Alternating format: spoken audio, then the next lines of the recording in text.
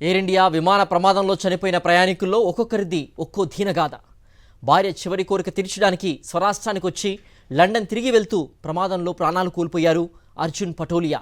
ఆయన భార్య భారతీబెన్ వారం రోజుల క్రితమే యూకేలో చనిపోయింది. తన అస్థికలు నర్మదా నదిలో కలపాలని భర్తను చివరి కోరిక అడిగింది. ఈ నేపథ్యంలో భార్య అస్థికలను నర్మదా నదిలో కలపడానికి గుజరాత్ ఆమ్రేలీ జిల్లాలోని తన సొంతూరు వాడియాకు వచ్చారు అర్జున్ పటోలియా.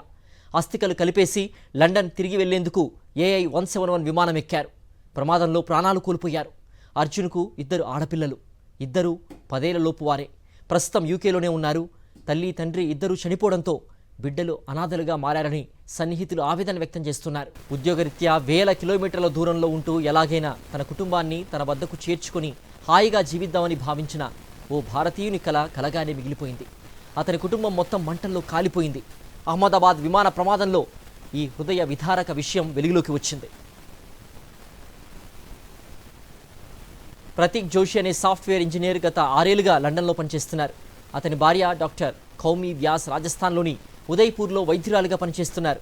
వీళ్లకు 8 ఏళ్ల కూతురు మిరాయా, 5 ఏళ్ల కవల కుమారులు నకుల్, ప్రద్యుత్ ఉన్నారు. కుటుంబం మొత్తాన్ని లండన్కు శాశ్వతంగా తీసుకురావాలన్న ప్రతీక్ ప్రయత్నాలు ఇటీవల సఫలమయ్యాయి. దీంతో కేవలం 2 రోజుల క్రితమే భార్య కోమి తన డాక్టర్ ఉద్యోగానికి రాజీనామా చేశారు. కొద్ది రోజుల క్రితం ప్రతీక్ భారత్కు వచ్చి కుటుంబంతో సహా లండన్కు వెళ్లేందుకు సిద్ధమయ్యాడు. బ్యాగులన్నీ ప్యాక్ చేసుకుని ఇరు కుటుంబాలకు టాటా బాబాయిలు చెప్పి అందమైన భవిష్యత్తుపై కలల్లో ఎయిర్పోర్ట్ బయలుదేరారు. లండన్కు వెళ్లే విమానం ఎక్కగానే తమ సీట్లలో కూర్చొని ఒక అందమైన సెల్ఫీ తీసుకున్నారు. భార్యాభర్త పక్క సీట్లలో, కవల సోదరులు సోదరి మరో సీట్లో కూర్చొని నవ్వుతూ దిగిన ఫోటోను బంధువులకు వెంటనే పంపేశారు. కొత్త జీవితానికి స్వాగతం పలుకుతున్నామనుకున్నారు కానీ సమిధలవుతామని అస్సలు ఊహించలేదు. ప్రమాదంలో ఎగసిన అగ్నికీలల్లో కుటుంబం మొత్తం ఖాళీ బూడిదైంది. రెప్పపాటిలో రంగుల ప్రపంచం మసిబారిపోయినట్లుగా మారిపోయింది.